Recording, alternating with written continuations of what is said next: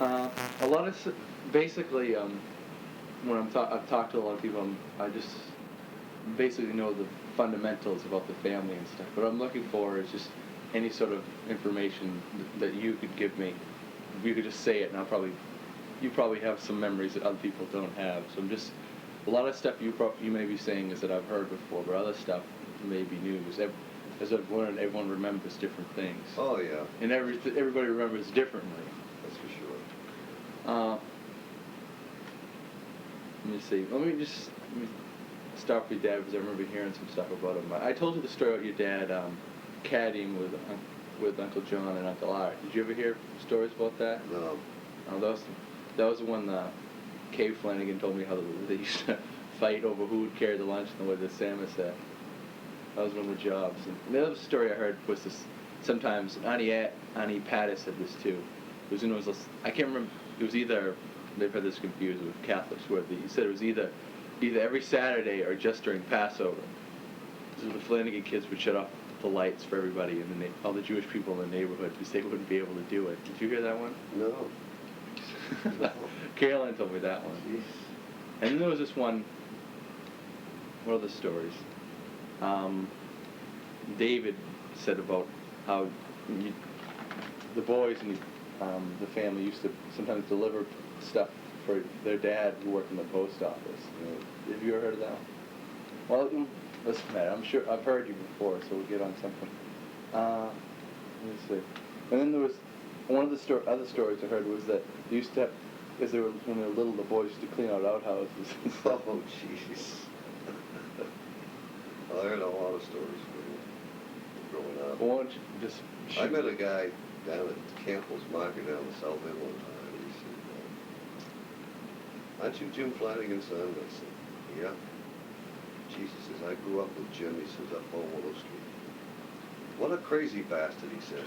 I says, "Oh, what do you mean?" He said, "In the middle of the winter," he said, "he used to put his shorts and T-shirt on with no shoes and run up and down Willow Street." He said, 30 below zero, just to prove he was more macho than the rest of the guys. I said, "Jesus." I said, "Well, I guess he was trying to probably outdo his brothers because they're always competing against one another, you know." And he says, "Well, that was a hell of a way to do it," he said. I forget this guy's name, but he grew up with my father. And he was telling me all the antics and things they used to do. That was a riot. Jesus, I could just picture him doing that. As I recall, when we were kids, we'd always tell him we'd get out running, and they'd take us right out to Willow Street. We'd run dashes all the way up this Broadway and back. And he always won. He was faster than hell. But he must have been, in fact, he was probably in his 40s then. We thought we could outrun him. He'd always give us the hoorahs about, we thought we were great basketball players, right? Jim Kent and I and brother Bill and Jim. So we said, well, we read a lot of stuff about you guys when you were young, but we could kick your ass anytime. So my father took us down to the rec center on a Sunday down here. And Judd and Art and my father took on Jim Kent, Bill and I, and my brother Jim. Boy, we went at it. They ran us right off the court. So they beat you? Yeah, I guess the hell they did. So it was your brother Bill, your brother Jim, yeah. and Jimmy Kent, and you? Yeah. Against the three of them? Yeah. It was 4-3? Yeah. Gee, they killed us. We were probably junior high then, probably junior high. 7th, 8th grade. Jesus, we couldn't even score a basket against them. They were so fast. I said, well, I guess you guys were pretty good. Jim said, just lucky, he says. Yeah, I was talking to my mom yesterday, and she said, as a kid, she always went to a lot of the basketball games, especially when it was Rockland versus Camden. Oh, yeah. Those were always quite the rivalries. I remember one time when I was my last year of high school, we went up to Camden to play. Because all the Camden kids, I chummed around with. You know, we were good friends. Doug Green, and there was Johnny Giffen, who was a good friend of the Kents. And they spent a lot of time down there at Peg's. So we went up there one night to play him, right? And boy, I'll tell you, it was a war. My father was refereeing the game, right? Jesus, this was a riot. So I can remember Giffen came driving down through the middle of something, and I slapped at him. My father called a foul on me, and I turned around and I said, "Ah, come on, Dad." So Giffen started really giving me the raspberries. "Yeah, Dad, come on," he said. "My son doesn't foul." I said, "I forgot." You know, I never should have called him Dad from the team, even though they knew it. But we kicked our ass bad. As I remember, Uncle Ed was there, and Auntie Ag, and your grandmother, and I think Pat was there. I think Judd came over. And it was quite a ball game. We had this guy playing for us. The guy was an animal. Jesus, he was an animal. And they had this kid playing for Camden by the name of Christie. Jumped like a kangaroo. So he was getting all the rebounds. I remember the coach put him in, put this animal in there to make sure he didn't get any more rebounds. Jesus, the first thing this guy did, Rockland down, just wham, right down on top of the guy with his forearms. You know, and this guy was a football player. Jesus, I thought he broke both of Christie's shoulder blades. Jesus, I ran over the bench. I said, "Mike, get this guy the hell out of the game before we start a riot up here." I said, "These guys are our friends, you know, name them. We just have to play ball." So he got him out of the game. But Jesus, that could have been really bad. This guy was dirty. He was dirty. But that was always a good time to be able to go out and play basketball in front of all the aunts and uncles. Was your dad a captain for basketball? In high school? Yeah. I can't remember if he was captain or not. He stayed back a year, didn't he? Because he was sick. I think so. There's a graduation picture that I had there.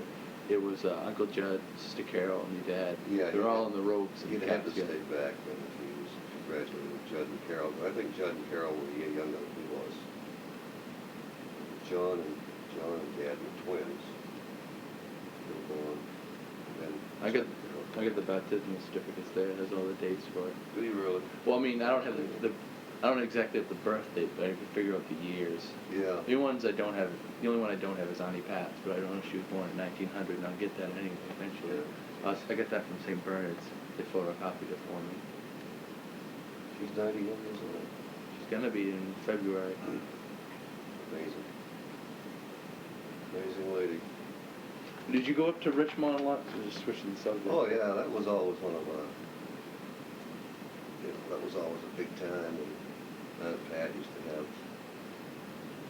your grandmother's family and our family and the Kents. Everybody would go up to Richmond for Sunday afternoon picnics. It was always a real pleasant time. Those were good days. Uncle Gene was still around then. We used to just have a complete run of the whole mountain up there. You know, we had a great time. And I think Pat was she was pretty organized. She had things, pretty well organized for everybody. The Ropers and the Flanagans and the Kents. This was before Judd was married. His kids were all younger than we are. Judd didn't get married until he was about 40, I think. Yeah, he was it like 1953 when he was married? Yeah, because I remember I was a junior in high school, and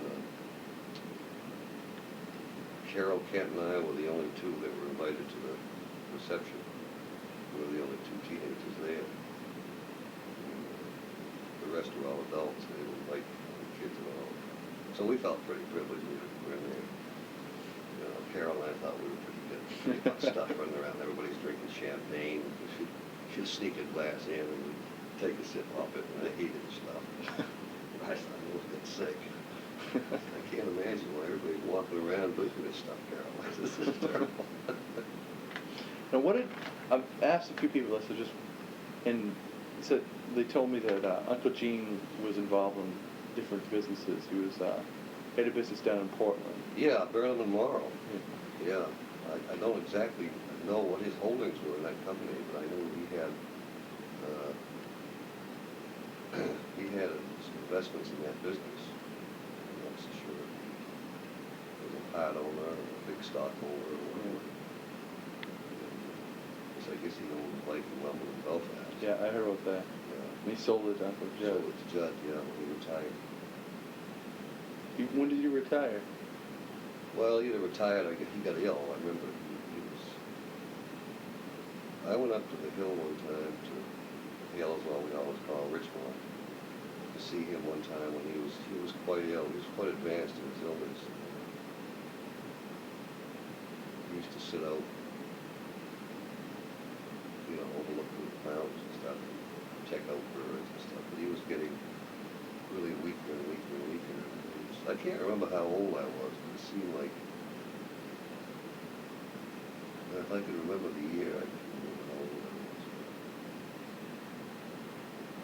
I hated to see that because he was always such a lively guy and a life of the party type of guy, I could always remember him coming over to the gunny club and we could hardly wait to caddy for him because he was the biggest tipper, We just loved the caddy for him and Walter Rich. Walter, he used to have some matches. He used to think that was a big deal. He had some good memories of the Bennington Golf Club. Your dad helped out there a lot, didn't he? He was a pro there or something. Oh yeah, he was pro there for 35 years, I think. In fact, I started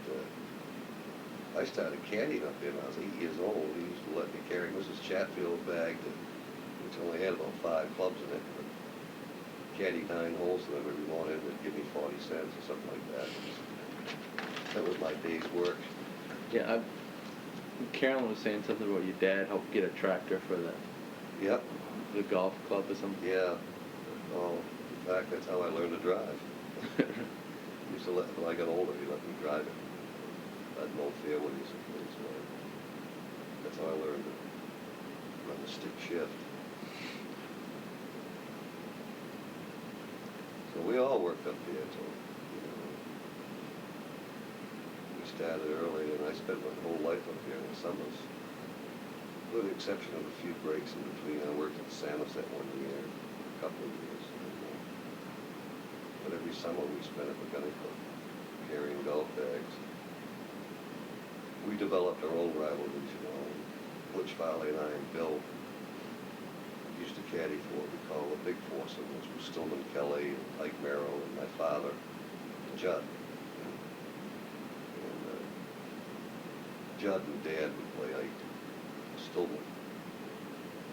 So I can recall we'd get up on the hill on the 8th hole up there, right? Stillman Kelly would hit one up about 3 feet from the pit. Beautiful golf shot. He'd say, "Is that in the hole?" Which would say, "Sorry, Mr. Kelly, it went over into the woods." Jesus Christ. He'd throw his club down there, and then, Judd would hit one up maybe to the left of the green. Judd said, "That get on, Butch?" Butch say, "Yeah, hit a rock down something the green, Judd, about that far." So what they'd do is go switch Kelly's ball and his, Because they couldn't see us. Once they stepped off the tee and started up the hill, they couldn't see us. So we'd always switch the balls. We'd put Kelly over in the woods, we'd put Judd right close to the hole, Did they ever catch you on? No, never caught us. Geez, we did it for years, And they didn't play for big bucks, but they played for, it was more ego than it was money. And geez, we did that for years. Did you ever tell them that later? Oh no, God, we would never dared to. Oh Jesus, no, we never would. We never breathed a word of stuff like that. And because we always liked Ike Merrill, he was one of our favorite people, So when Ike would hit one up there about 10 feet from the pin, we'd jump up and down and say, "Get in, get in, get in." And he'd say, "Is that close?" Right on the edge, hanging right on the edge, because we'd go run the ball right up on the edge of the hole, He actually had about a 10-footer, So, Ike was always very pleasant and very good to the caddies and treated us real well, as was, most of the members of the They were pretty good to us. But we'd do all kinds of crazy stuff like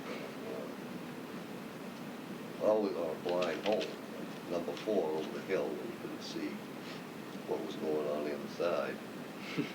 We'd make sure one of the guys was at the base of the hill so that we could place the balls, the way we want them.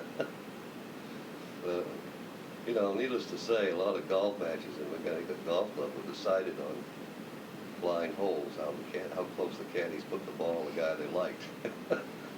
So you weren't the only ones, huh? Oh, no, it was mostly the Farleys and the Flanagans. We got to be very close growing up. The Farleys lived on the 7th hole in Rockland, up in the woods there. We got to be real good friends growing up, and still are friends today, very close. So before your dad started as a golf pro, what did he do? Jeez. I don't really have too many memories of what he did prior to getting into golf. At one time, he told me he sang in a band in Florida. We went down there one winter. He was quite a singer, I guess. He had quite an Irish tenor voice. In fact, somebody had told me, I think it was Peg or somebody, that he had made a record. I asked her where the record might be, and she said she thought that Uncle John out in Ohio had it. His singing exploits when he was younger. But I had never followed up on that, and never traced it down.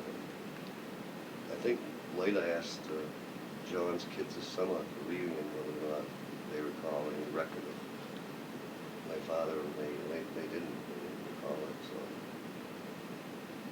it may have been just one of those things you get mislaid in the trunk along the way, But I know it exists, I'd certainly like to hear it. Uncle John's nickname as a kid was Gabby or something, wasn't it? Or Yeah, oh Jesus. Was it Gabby or? So, my father said he was, he played basketball, he was very competitive, mouthy. He said we wouldn't throw the ball to him because he wanted the ball all the time, I can remember Judd and my father making fun of John, saying, everyone was standing up like, right here, right here, right here. And I said they just played right on around him like he wasn't even there because he was so damn healthy,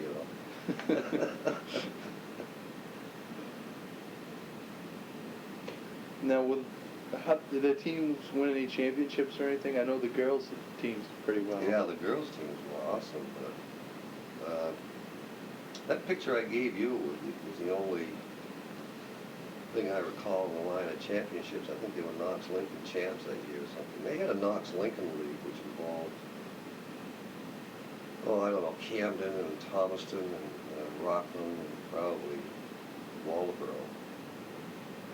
I can remember that in those days that the Knox Lincoln League was the big thing, and Rockland won that a lot. This was started back when they were in school.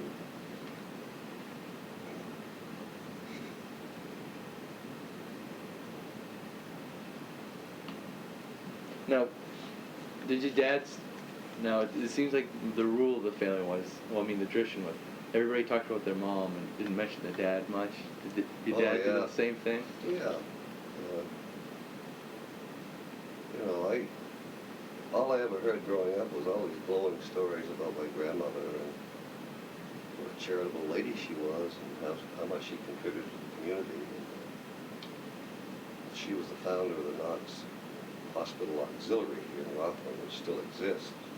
It's now at the Knobscourt Medical Center. But I guess she worked endlessly for that auxiliary in order to raise money, raise funds for hospital supplies.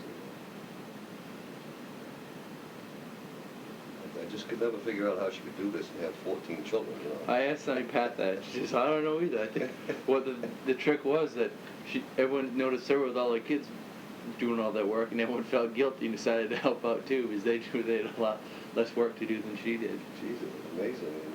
And I talked to a lot of my father's friends and said, they'd go over to 41 and in they came to, she had this big table in the kitchen with benches all around it.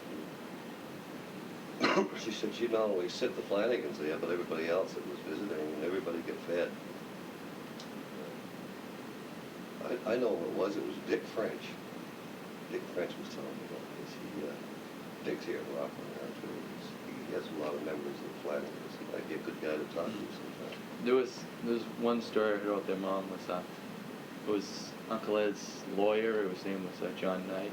His wife, actually, it was his wife who sent me some photocopies of yearbooks. Oh, yeah. She says, I always remember as a little girl, my mother used to tell me how she remembered Mrs. Flanagan taking a poor kid off the street, bringing him into a store and buying him a pair of boots. Wow, that's interesting. I didn't know that. She says her mother was very impressed with that. She knew the Flanagans didn't have much themselves. Yeah. But That's where my father must have got I that heard from. that your dad did stuff like that. Yeah. When he was, during the winter, he was recreation director here at Rockland, at the Rockland Rec Center. And he always liked the underdog, the poor kids that didn't have anything. And I can recall there was one family in particular here in Rockland that very, very poor, and alcoholism was rampant in their family, and the kids were just like street urchins, They were actually street urchins. And he'd haul them in the rec center, let them play ball for a while, then he'd make sure that they all got a shower, and he'd sit in there and pick nits out of their hair, comb. I remember him getting nits out of their hair and giving them shampoo so it would kill all the lice. And because they had T-shirts that was stuck right to their bodies, they'd been on so long. So he'd take them down to Economy's clothing store down there on Main Street and buy them new T-shirts. I could never imagine, this guy could have $10 in his pocket, and he'd spend $9 on street urchins, as long as he had $1 for a beer when he got home, But he was very kind, and never, he never sold anything. He wasn't the type of guy who would ever sell anything to anybody. He always gave things away. I still talk to people today that old timers that play golf and says, geez, I can remember your father giving me my first bunch of golf clubs, He says, he gave them to you, right? Oh, yeah. He would never take anything from them.